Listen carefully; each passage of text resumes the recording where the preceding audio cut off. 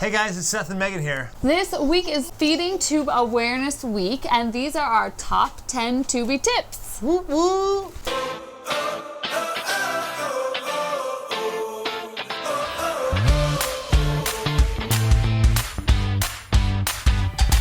The first one is the Joey pump versus the Infinity pump.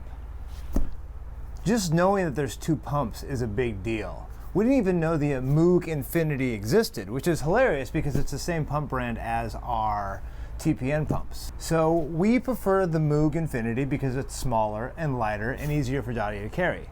But the Joey is a stronger pump that is used with the same bags they use in the hospital. So when we were low on bags, when we had the Joey, we could actually get bags directly from the hospital in an emergency.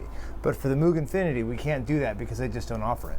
But the most important thing is knowing which the two are and then making your decision and what works best for your family. All right, this next tip is talking about the button. When Dottie got her G-tube, initially she had a mick-key, and later on when we were in the hospital, we were introduced to a different brand of button called the Mini, which is kind of funny.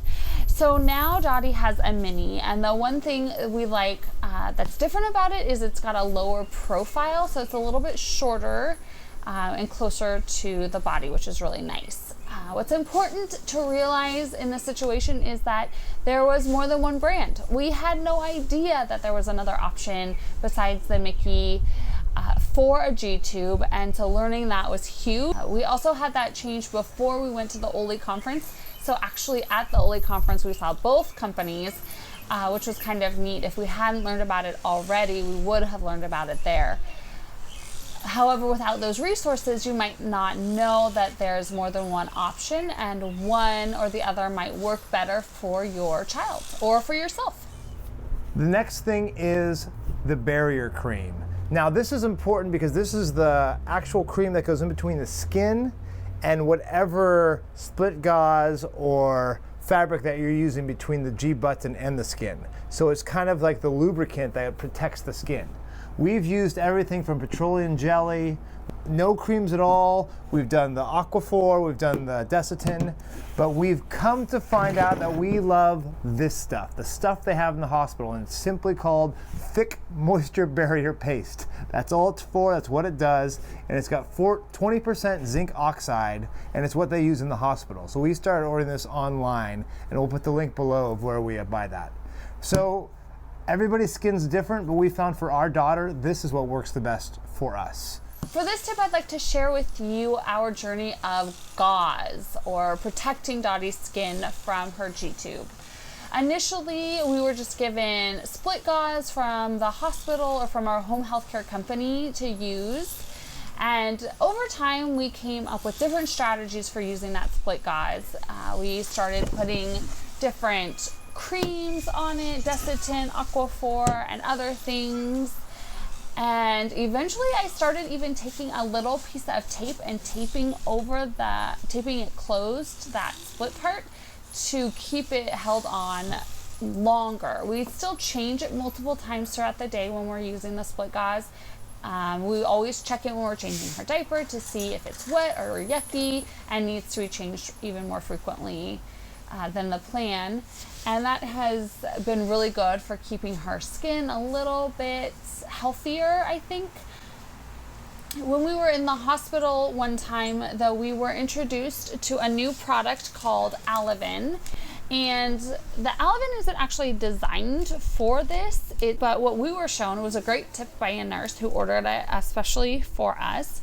And she just made a cut in the Alevin so that it was like our split gauze, basically a little cross section hatch. And then she also introduced us to what became our favorite barrier cream, this Thick Moisture Barrier Paste. The downside of Alevin is it is sticky, so it is something sticky that goes on your skin that you then have the residual goo, or it's just a little bit harder on the skin to get it off than the split gauze that just falls right off.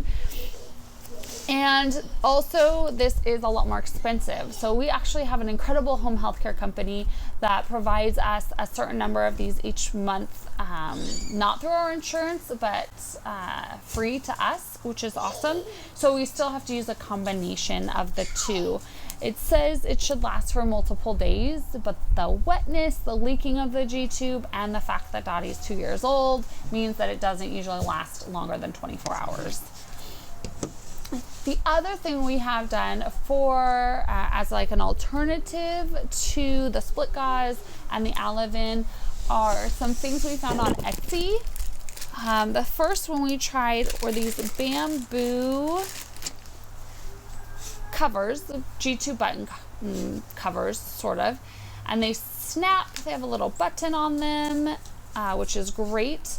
However, the first ones we got, though really soft, just kind of caused more irritation.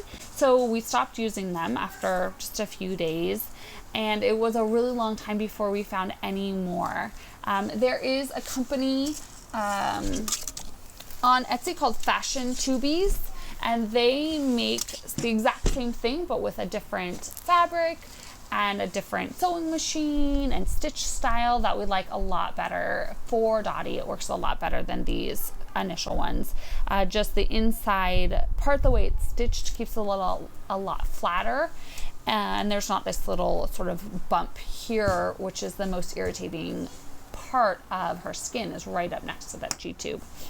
They also have these really neat belts that you can get where you place this over the button. So here's your opening, and you can access that without taking the belt off. And then the belt wraps around your midsection and has these little spaces to put the tube.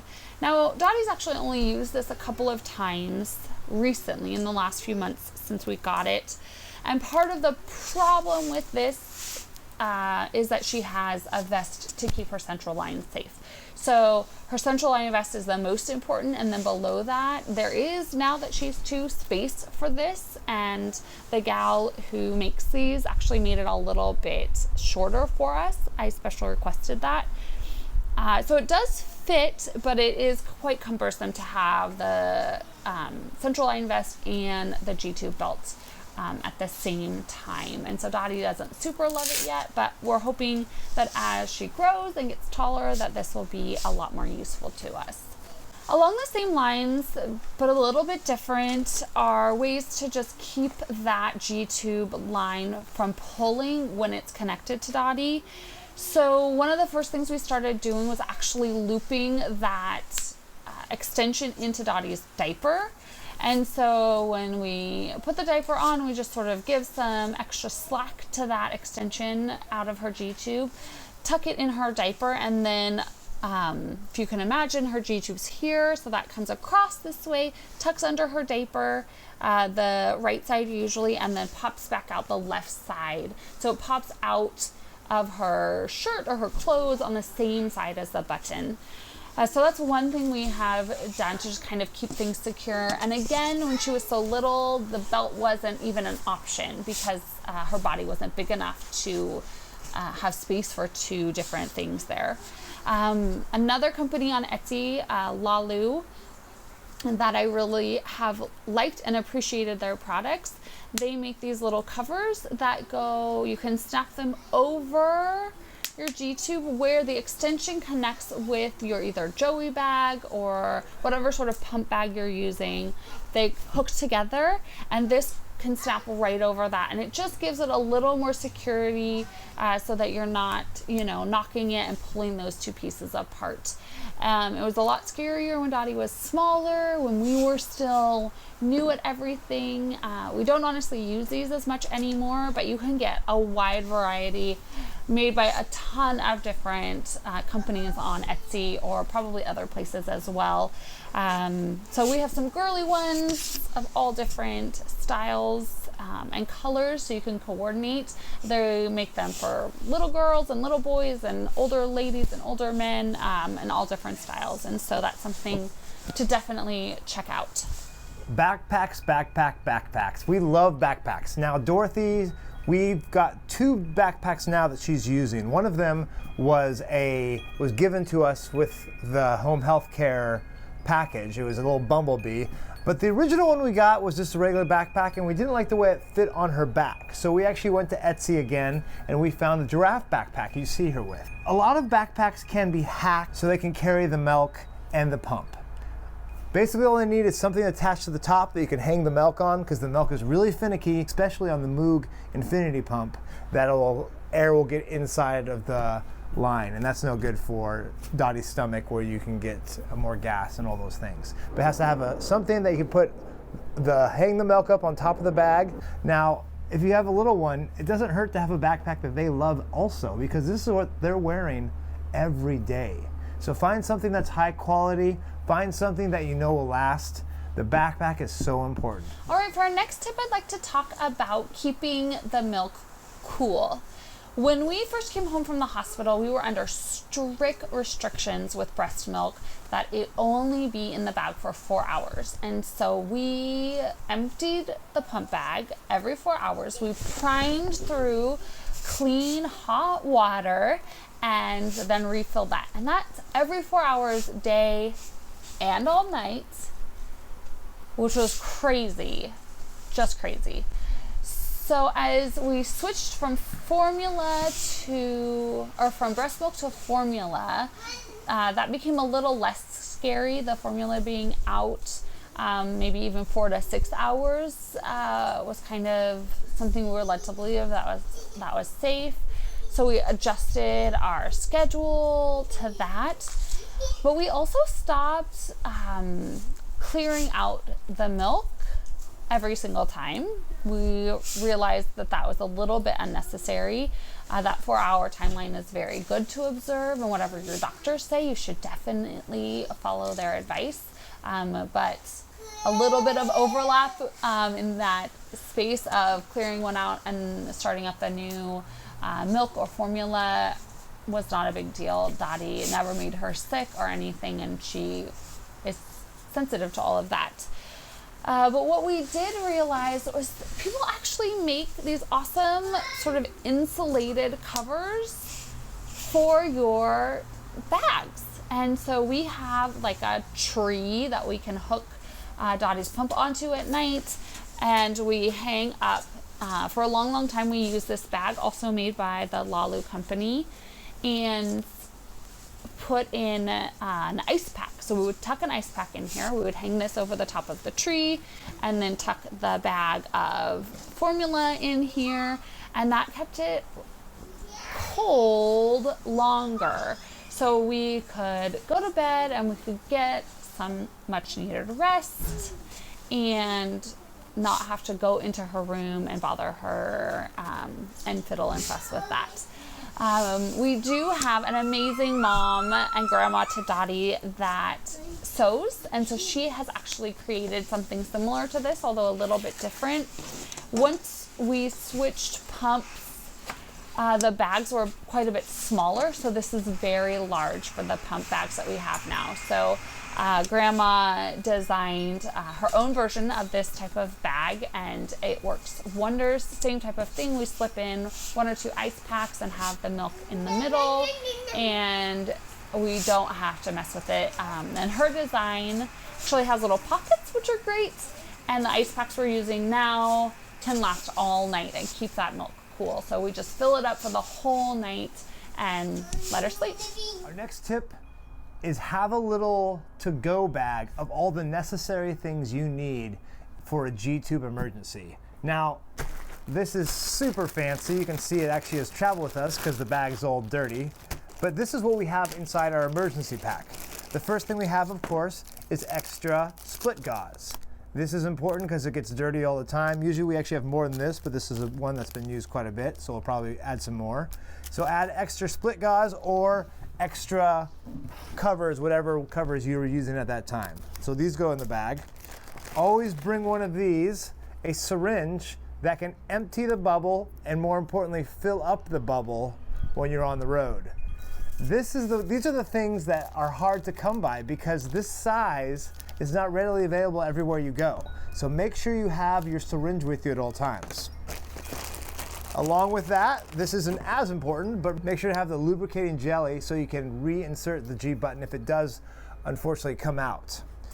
Always nice to have Q-tips, alcohol swabs of course, and we always keep either steri strips and some of this Transport 3M tape as well to help us in the other situations where we need that. Another thing that we also just bring in here is hand wipes. G-tubes are messy. It's nice to keep things clean. It's not a sanitary procedure like a lot of stuff with the TPN, but still, keeping things clean is always good because G-tubes just get messy sometimes. In review, we have another cover for the G-tube, a syringe, lubricating jelly, some more alcohol swabs, Q-tips to clean, and tape to keep things in place. And that's what you need to have every time you go out. For this next tip, I'd like to talk about granulation tissue. Yikes.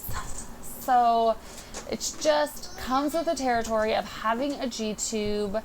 It is a foreign object going through your skin and your body does not like it. So the body is constantly trying to repair itself and to get rid of this foreign object. And one thing that can happen, in addition to like the redness from rubbing and all of the things that we use split gauze and other stuff for, there's actual granulation tissue, which is this building up of skin as the body is trying to heal itself and fill in this hole, which is kind of crazy when you first realize what's going on. So it's important. What I've learned is the most important thing is staying in touch with Dottie's doctors. So we are really lucky to have a healthcare system that has a lot of stuff online, and maybe many of you have that as well. So I can actually go online and I can submit an email question. I can even attach pictures to ask the doctor questions, and either the doctor or the nurse that is within that department will get back to me with some really great advice. And so whenever I'm unsure how Dottie's skin is doing around the button, I take pictures, I send them in, I ask them questions. Don't be afraid to talk to your doctor. Don't be afraid to ask them lots of questions about the same things over and over again, because it's their job and they're there to help you or your child through this difficult time. And we have amazing doctors and nurses who are just so willing to help us out. One thing we have used is silver nitrate, and that's something that can work really well at getting rid of granulation tissue. Some doctors are a little bit more hesitant about, yay, lights! A little bit more hesitant about using it, and others are not. So at one point when we were in the hospital with Dottie, they did they did get us some silver nitrate to use, and that did help, and it has helped keep over the long term that granulation tissue down. Hi, Dottie Loo-hoo. Yeah, Mommy. Hi.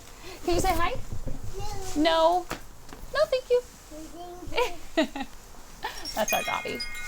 So, biggest tip, stay in touch. Utilize all your resources if they're online, and you can send pictures and ask questions. Do that, and don't be afraid that you're bothering anybody, especially if it's your child, but also just as importantly if it's you. Ask questions and say, hey, this hurts, it's uncomfortable, or for us, it looks like it hurts and it looks worse than it did before, or it looks different than it did before. Ask lots of questions and utilize all of your resources, and change your form of protection frequently throughout the day. For us, when we were using that split gauze I talked about, that needed to be changed a lot because as it got damp and wet from the leakage of the G-tube, it didn't do its job. Some of the other things we use, the Alavin lasts a little bit longer because it can absorb more of that moisture, as well as the fabric Tubie covers work a little bit better because, again, they can absorb more moisture than the split gauze can absorb. The next tip we have is train your friends and family. Now this is difficult, probably the most difficult part of the whole thing, because it's a little intimidating to take care of a kid with a G-tube. You could accidentally rip it out, you could have some beeping of some pumps and you don't know why they're beeping. Generally speaking, what you don't know is always scary. So I suggest slowly train people as much as they're willing to learn as often as you can. Give people a chance to prime the pump. Give people a chance to fill up the milk, to mix the milk, bring the milk with them. Have extra milk at your parents', at your brother's, at your cousin's house, just so they can be more familiar with it. Teach other kids about it so they all kind of know what's going on around you. And even show them things like when you take out the tube and reinsert it. So keeping people in the know helps people know what's a big deal, what's not a big deal, and what they can do as well. Because having more people on your team who are capable, confident, and able is better for the health of your child. All right, let's talk about button care. A couple other things to think about when you're troubleshooting how to care for your G-tube and your button is the actual button itself. So one thing that's so important, and we've been pretty good at keeping up with, but not always, is the size of your button or your child's button. I think it's probably a lot harder for you dealing with children because they can't tell you what exactly hurts or how it feels, and so it's really important to check again with your doctor. They have ways of measuring and helping you know what size button you need.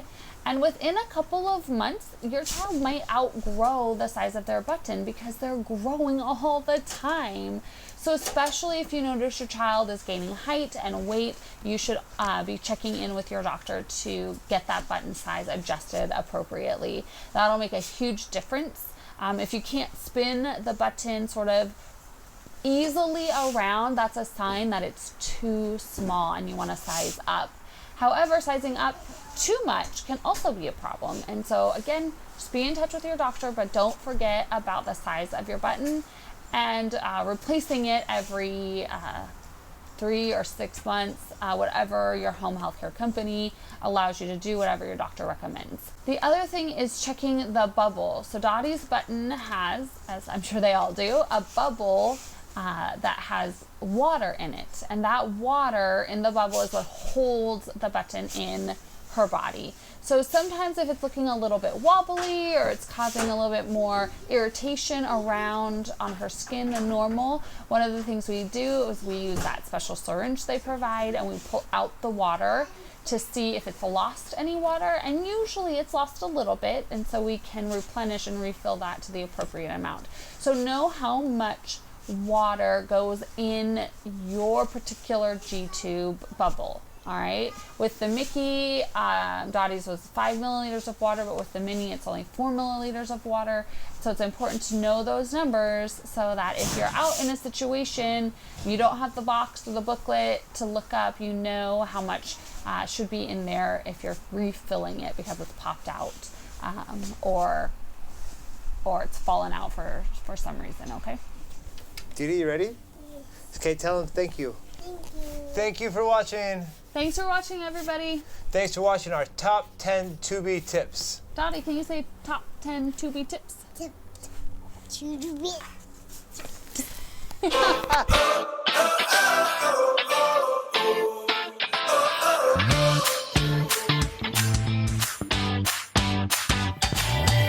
Top 10 Tubie tips.